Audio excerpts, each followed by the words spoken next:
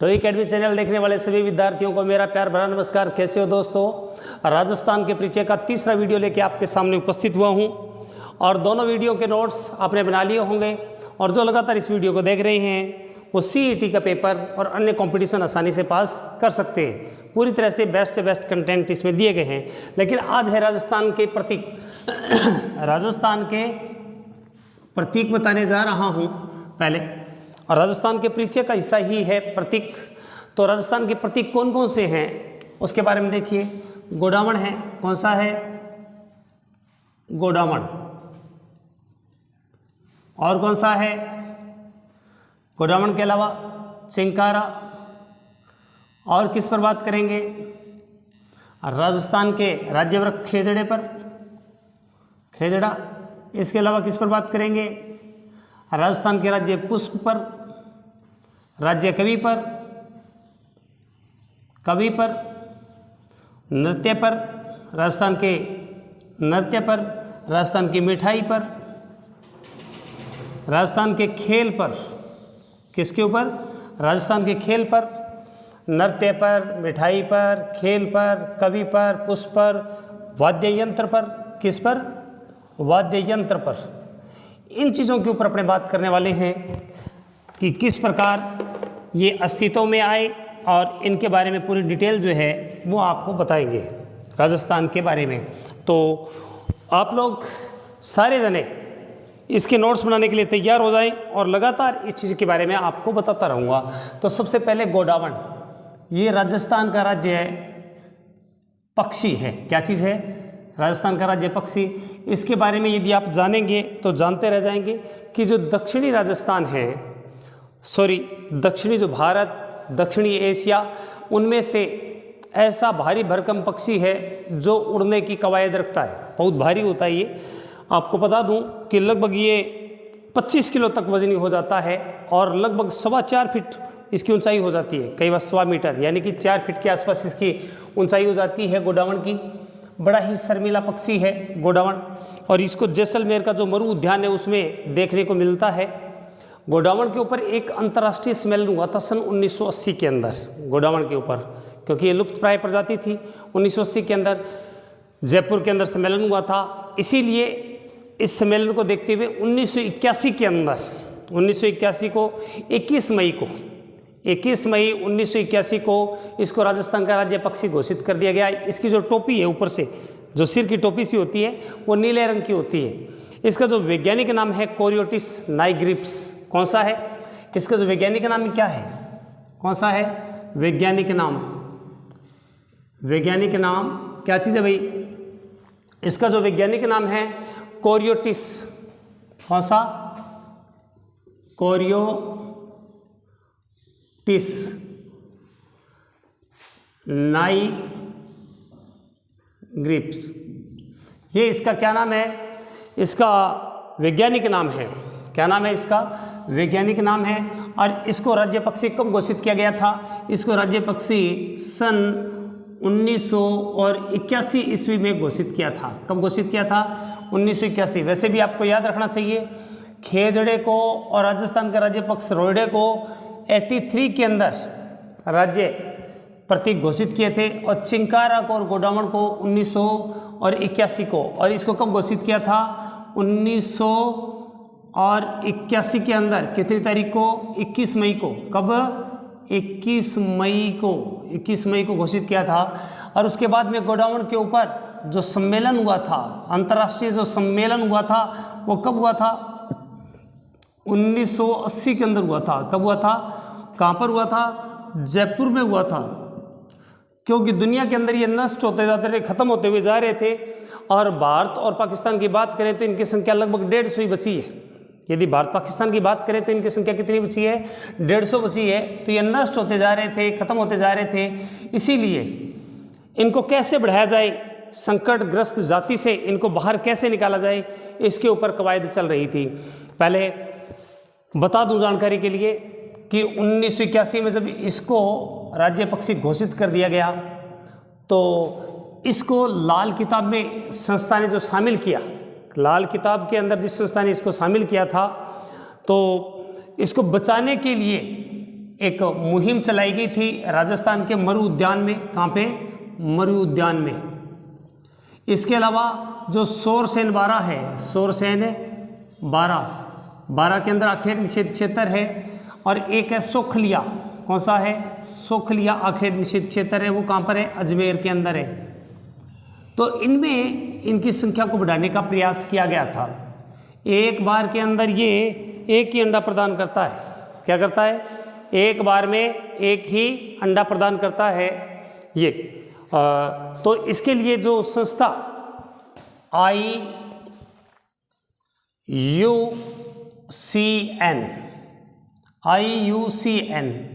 ये संस्था है, इसने लाल किताब में, किसमें? लाल किताब जिसके अंदर जो संकटग्रस्त प्रजातियां होती है उनको इस किताब के अंदर शामिल करती है ये संस्था।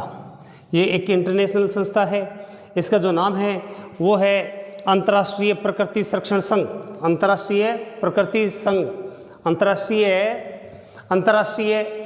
संरक्षण संघ इसका नाम है, IUCN का। और इसने लाल किताब के अंदर किसको शामिल किया? गोडावण को शामिल किया। किसको शामिल किया? गोडावण को शामिल किया। तो गोडावण के अन्य जो नाम हैं, गोडावण के क्या क्या नाम हैं अन्य? तुकदर। कौन सा है? तुकदर है। उसके बाद में हुकना। कौन सा है? हुकना। जब जो कोई भी आदमी इसके पीछे भागता है, गोडावण के पीछे भागता है, तो ये हुक हुक हुक हुक ऐसे करके ये भाग जाता है, इसलिए इसको हुकना कहते हैं। और जब बादल गरजते तो ये गुर्राने लग जाता है, बाघ की तरह गुर्राने लग जाता है, इसीलिए इसे क्या बोलते हैं? गुर्रिया। क्या बोलते हैं? गुर्रिया। क्या बोलते हैं इसे? गुर्रिया बोलते हैं। तो क्या बोलते हैं इसे? तुकदर, हुकना, कुरियन। इसके अलावा इसको पालमोरडी भी कहते हैं। जो हाड़ौती क्षेत्र में इसको क्या बोलते हैं? पालमोरडी। मैंने अभी आपको बताया था कि वहाँ पर जो बारा है, और बारा में आखेट निषेध क्षेत्र है, कौन सा? सोरसेन बारा। वहाँ पर इसको जो पालमोरडी कहते हैं। क्या बोलते हैं? इसके अलावा सारंग। क्या बोलते हैं? सारंग। सारंग भी बोलते हैं। क्या बोलते हैं इसको? सारंग भी कहा जाता है। तुकदर, हुकना, गोरिया, पालमोरडी, सारंग। इसके अलावा कुकड़ा, सोनचिड़ी। क्या बोलते हैं? सोनचिड़ी इत्यादि इसका नाम लिया जाता है। बड़ी शर्मिला जानवर है, सॉरी पक्षी है, बहुत ही शर्मिला है, और मरु उद्यान में आपको देखने को मिलता है। तो कैसे याद रखोगे? एक दिन की बात है, हम सारे लोग सोनचिड़ी को पकड़ने के लिए जा रहे थे। एक दिन हम सारे लोग सोनचिड़ी को पकड़ने के लिए जा रहे थे। हमें देख के सोनचिड़ी गुर्राने लग गई। क्या लगने लगी? गुर्राने लग गई। तो वो जब गुर्राने लगी तो हम हु हु हु हु ऐसे करने लग गए। क्या करने लगे? ऐसे। तो इसके कारण सोनचिड़ी घबरा गई और पालिये ने उसको पकड़ लिया। पालमोरडी, पालिये ने इसको पकड़ लिया। इस प्रकार हमने सोनचिड़ी की तकदीर का फैसला कर दिया। क्या कर दिया? सोनचिड़ी के तकदीर का फैसला कर दिया। बड़ा तिलोरा के नाम से भी जाना जाता है। वैसे इसको कभी कभी बड़ा तिलोरा भी कहते हैं। क्या बोलते हैं? बड़ा तिलोरा भी कहते हैं। अब भारत के अंदर इसका जब शिकार होने लग गया तो पाकिस्तान की तरफ पलायन करने लग गई। क्या करने लगे? पाकिस्तान की तरफ पलायन। तो वहाँ पर आपको पता है जो मरुस्थल का हिस्सा है, वहाँ पर चौली जो मरुस्थल है उसके अंदर भी ये देखने को मिलते हैं। इसको लाल किताब में शामिल कब किया? ये भी एक प्रश्न है। इसको लाल किताब में कब शामिल किया गया? 1911 ईस्वी में। कब शामिल किया गया था? 1911 ईस्वी के अंदर। तो राजस्थान के राज्य पक्षी के बारे में बात की। गोडावण 1981 के अंदर इसको राज्य पक्षी घोषित किया। इसका जो सम्मेलन, जो अंतर्राष्ट्रीय सम्मेलन हुआ था वो जयपुर में कब हुआ था? 1980 के अंदर हुआ था। ये कहाँ पर देखने को मिलते हैं? सोरसेन बारा के अंदर, सोखलिया और सोरसेन के अंदर ये देखने को मिलते हैं। IUCN संस्था ने लाल किताब में इसको शामिल कब किया? 1911 ईस्वी के अंदर। गोडावण के अन्य नाम है तुकदर है, हुकना है, गुरिया है, पालमोरडी है, सारंग है, सोनचिड़ी है, बड़ा तिलोरा है। इसकी ऊंचाई 4.25 फीट तक हो जाती है। कितनी हो जाती है? 4.25 तक इसकी ऊंचाई हो जाती है। ये भागता बहुत है, काफ़ी तेज़ गति से आपको भागते हुए मिल जाता है, देखने को मिलता है। जब बादल गरजते हैं, जब बादल गरजता है तो ये गुर्राने लग जाता है, और इसको कोई डराता है तो ये हुक्की करने लग जाता है। मूंगफली के दाने, मूंगफली के दाने तारमीरा इसके पसंदीदा भोजन है। मूंगफली के दाने तारमीरा इसके पसंदीदा भोजन है, खाता है। इसके अलावा ये छोटी छोटी लटें जो होती है वो बाकी छोटे छोटे कीड़े मकोड़े, सांप, छोटे जीव जंतु हैं, उनको भी ये खा लेता है। तो इसके बारे में उम्मीद करता हूँ कि आपको याद रहेगा। कौन सा, किसके बारे में बताया है? गोडावण के बारे में आपको बताया है। ये एक बार में एक ही अंडा देता है। वर्तमान में अबू धाबी की संस्था से वहाँ से अंडे इकट्ठे करके और इसका प्राकृतिक तरीके से, कृत्रिम तरीके से इनको तैयार करके और इनमें से बच्चे निकाले गए, तो उनको भी आगे इनका जो कुनबा है वो बढ़ाया जा रहा है। तो गोडावण के ऊपर यदि आपको प्रश्न आ जाए, संकटग्रस्त जाति के अंदर शामिल किया है और कब किया गया? 1911 ईस्वी में। तो पक्का इस पे प्रश्न आने की संभावना है। कई बार प्रश्न इसके जो उपनाम हैं वहाँ से आपको देखने को मिलता है। इसके बारे में आपने बात करते हैं, किसके बारे में? चिंकारा के बारे में। तो स्क्रीनशॉट ले लें, फिर उसके बाद में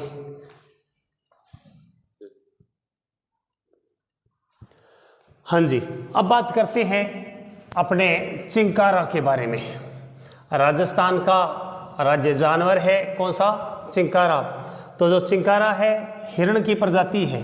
किसकी प्रजाति है? हिरण की प्रजाति है। और कहाँ पर देखने को ज़्यादा मिलते हैं? बताइए भाई, कहाँ पर चिंकारा है? चिंकारा आपको ताल छापर के अंदर देखने को मिलते हैं। ताल छापर जो बेरणे हैं, चुरू का जो क्षेत्र है ताल छापर, वहाँ पर आपको देखने को मिलते हैं।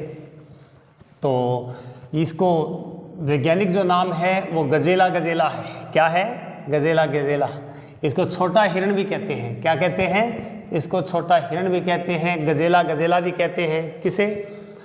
चिंकारा को। इसको भी कब? 1981 के अंदर राज्य पशु घोषित किया था। कब घोषित किया था? राज्य जानवर, माफ़ी चाहूँगा, इसको 1981 के अंदर। चिंकारा को भी 1981 ईस्वी के अंदर राज्य जो जानवर है वो घोषित किया गया था।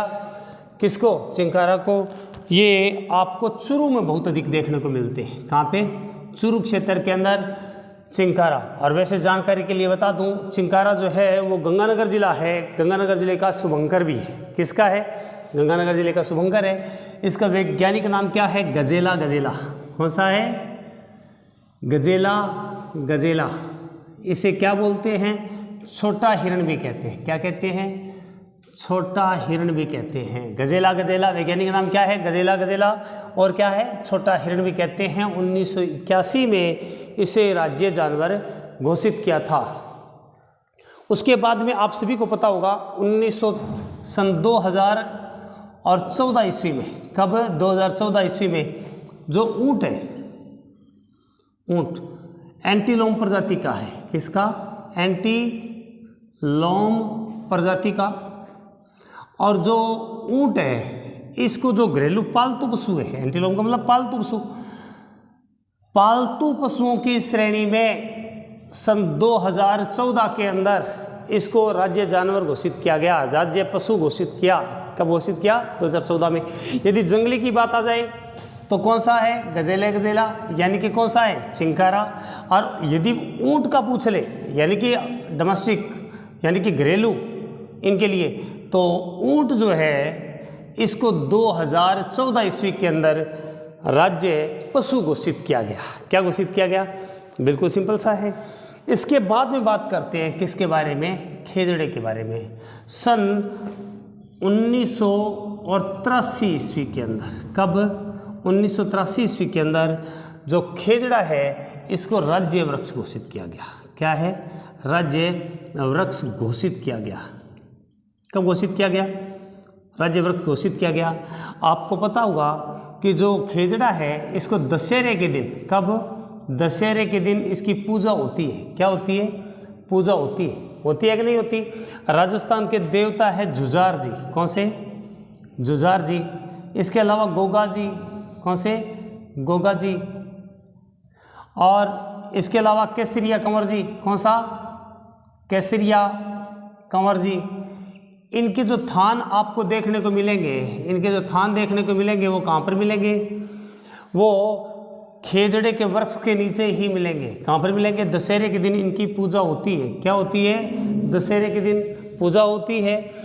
इसे क्या बोलते हैं? राजस्थान का यानी कि मरुस्थल का कल्प वृक्ष बोलते हैं। क्या बोलते हैं? मरुस्थल का, मरुस्थल का कल्प वृक्ष। कल्प वृक्ष यानी कि कहने का मतलब गर्मी के टाइम के अंदर जब कड़कड़ाती सी गर्मी पड़ती है, लूएं चलती है और चारों तरफ सूखा सूखा है, उस समय ये हरा भरा पेड़, इसके नीचे बैठने से मानव की कल्पनाएं पूरी हो जाती है। इसे विश्नोई जो संप्रदाय है, कौन है?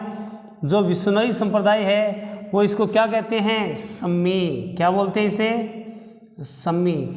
इसको कन्नड़ भाषा में, कौन सी भाषा में? कन्नड़ भाषा में क्या कहा जाता है? कन्नड़ भाषा में इसको बन्ना बन्नी। कौन सा?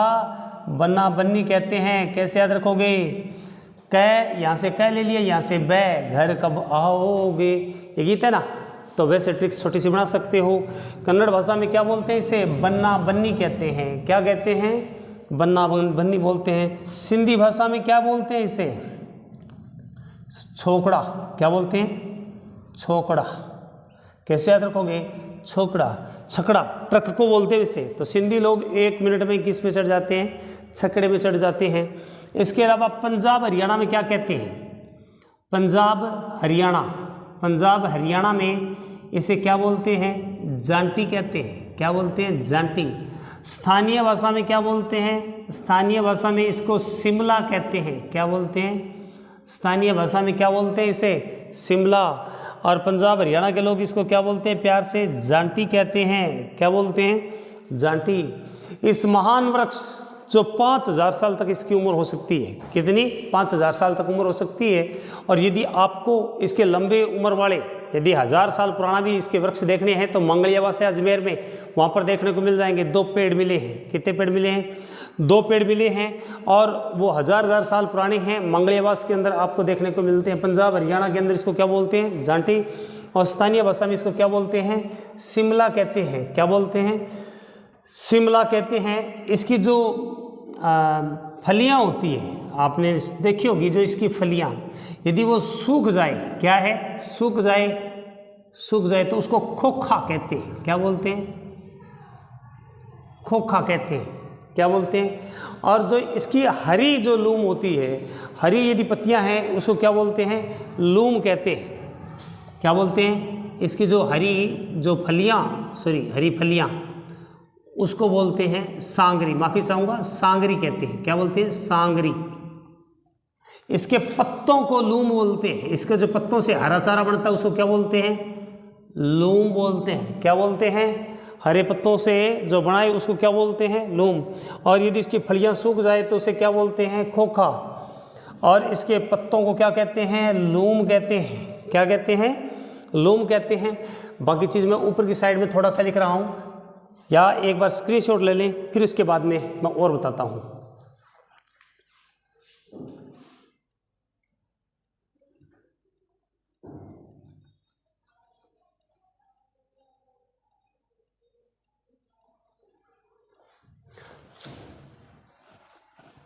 हाँ जी,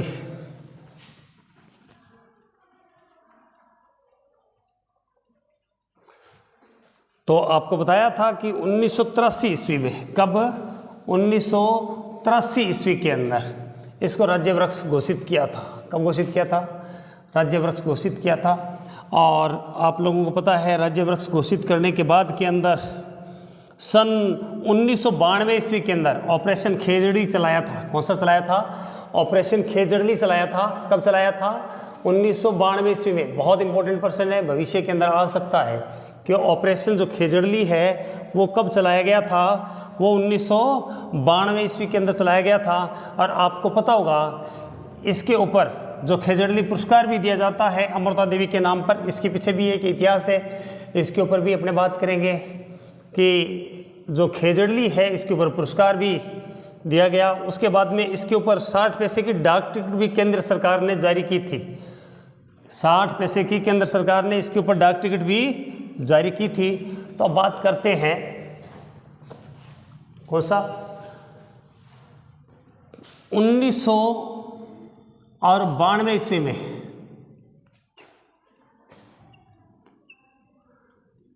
खेजड़ली 1992 ईस्वी में खेजड़ली के ऊपर एक ऑपरेशन चलाया था, ऑपरेशन खेजड़ली, ऑपरेशन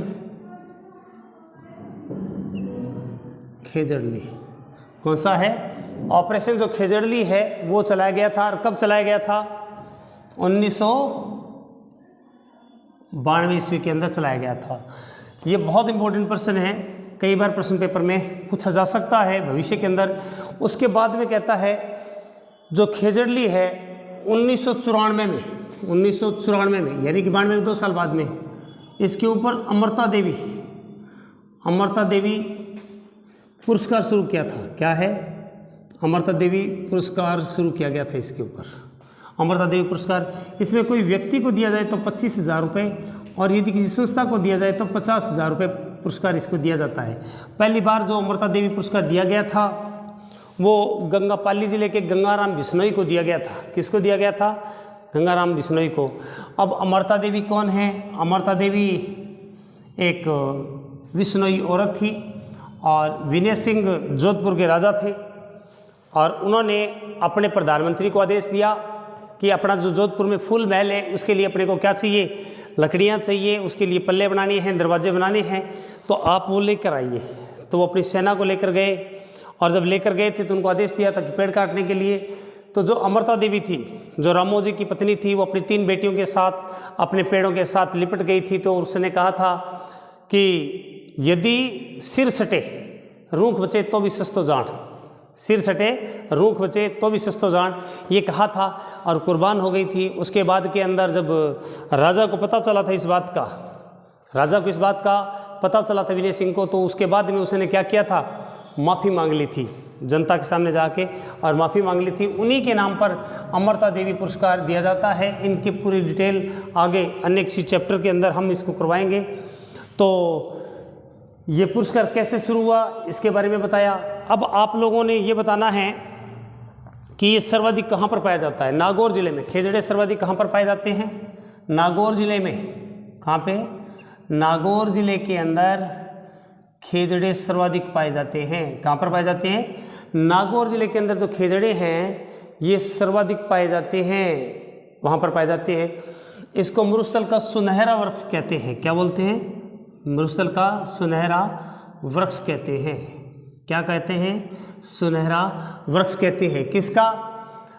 मरुस्थल का सुनहरा वृक्ष कहते हैं। तो अभी तक मैंने आपको क्या क्या चीज़ें बताई है, उन चीज़ों को अच्छी तरह आपको याद रखना चाहिए कि किस प्रकार यहाँ से प्रश्न आ सकता है। अब आपको बताना है इसमें दो कीड़े या कवक इसको नष्ट करते हैं। कवक या कीड़े इसको नष्ट करते हैं, वो कौन कौन से हैं? हाँ जी, कौन कौन से कीड़े हैं जो इसको नष्ट करते हैं? एक तो है ग्लाइकोट्रोमा। कौन सा है? ग्लाइकोट्रोमा। कौन सा है? एक तो ग्लाइकोट्रोमा। यहाँ से प्रश्न आ सकता है कि कौन सा कीड़ा इसको नष्ट करता है। एक है स्लेस्ट्रोमा। स्लेस्ट्रोमा कौन सा है? स्लेस्ट्रेना है, सॉरी माफ़ी चाहूँगा, स्लेस्ट्रेना। कैसे याद रखोगा कि गले के अंदर स्लेट लग गई, गले के अंदर क्या लग गई? स्लेट लग गई। यहाँ से प्रश्न आ सकता है ये खेजड़े को नुकसान पहुँचाता है। क्या पहुँचाता है? खेजड़े को नुकसान पहुँचाता है। और जो खेजड़ा है उसको काटने पर प्रतिबंध है, आप खेजड़ा काट नहीं सकते। ये राजस्थान का राज्य वृक्ष है। क्या है? राजस्थान का राज्य वृक्ष। इसको राज्य वृक्ष कब घोषित किया था? सन 13 के अंदर इसको राज्य वृक्ष घोषित किया था। और ऑपरेशन जो खेजड़ा चलाया गया था वो कब चलाया गया था? 1992 ईस्वी के अंदर। माफ़ी चाहूँगा, ये 92 नहीं, 91 भाई। ये कब चलाया गया था? खेजड़ जो ऑपरेशन है घोषित हुआ था 91 के अंदर ये, तो 1991 ईस्वी के अंदर इसको ऑपरेशन खेजड़ली शुरू किया गया था। एक बार इसका स्क्रीनशॉट ले लें, फिर आगे बढ़ते हैं।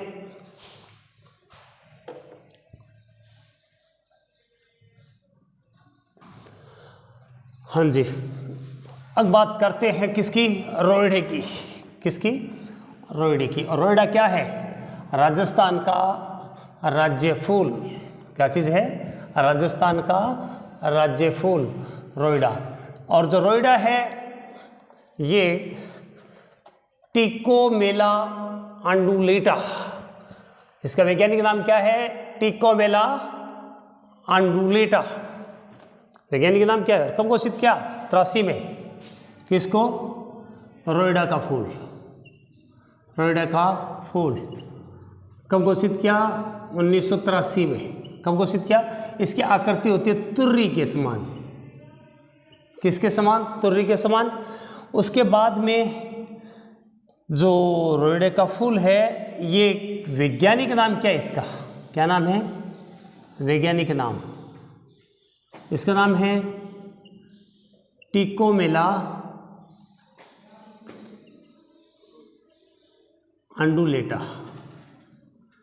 कौन सा है? इसका वैज्ञानिक नाम है टिकोमेला अंडुलेटा।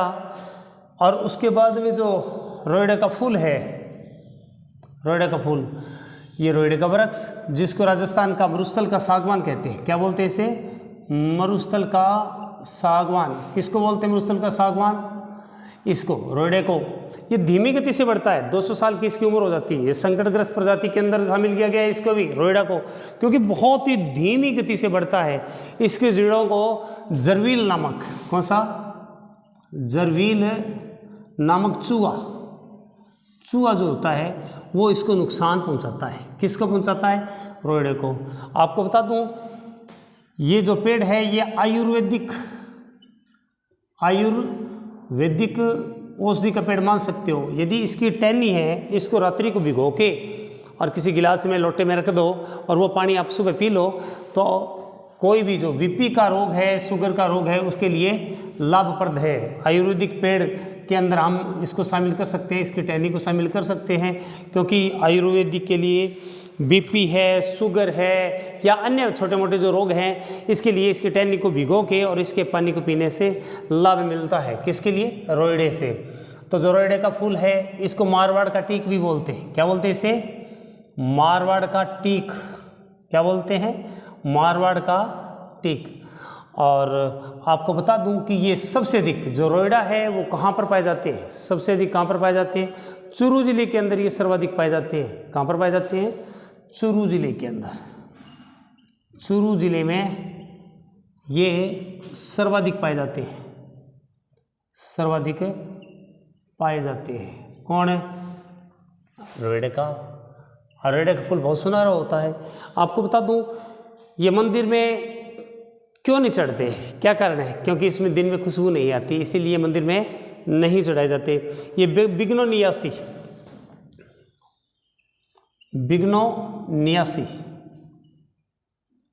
ये एक परिवार है बिग्नोनियासी पेड़ों का। बिग्नोनियासी परिवार का हिस्सा है, यानी कि पतझड़ी। कौन से? पतझड़ी पेड़ होते हैं ना, पतझड़ वाले पेड़ जो होते हैं, पतझड़ पेड़ का ही हिस्सा है। और बिग्नोनियासी जो परिवार है उसका अंग है। किसका अंग है? बिग्नोनियासी जो है उसका हिस्सा है ये। कौन सा? रोइडे का फूल। और ये कहाँ पर पाए जाते हैं सर्वाधिक? चूरू जिले के अंदर आपको सर्वाधिक देखने को मिलते हैं। कहाँ पर देखने को मिलते हैं? ये चूरू जिले के अंदर देखने को मिलते हैं। इसकी आकृति कैसी होती है? तुर्री के समान। इसको भी संकटग्रस्त, किसमें? संकटग्रस्त पेड़ घोषित किया है। आपको बता दो, इसको मारवाड़ के टीक भी कहते हैं। और क्या नाम है? वैज्ञानिक नाम क्या है इसका? टिकोमेला अंडुलेटा है। कौन सा है? टिकोमेला अंडुलेटा। इसकी जो रंग है, इस फूल का जो रंग है वो थोड़ा केसरिया, थोड़ा सफ़ेद सा वो आपको देखने को मिल जाता है। तो इसका स्क्रीनशॉट ले लें एक बार आप।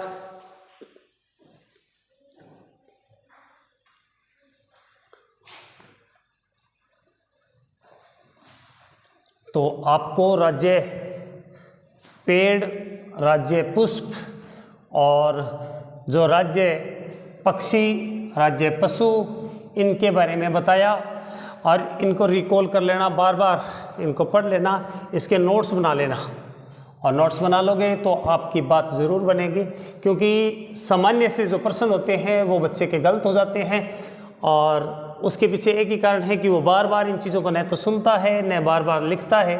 तो आप बार बार लिख लिख के और इनको याद कर लें। जो पहली बार देख रहा है। उसके बाद के अंदर राज्य कवि कौन है?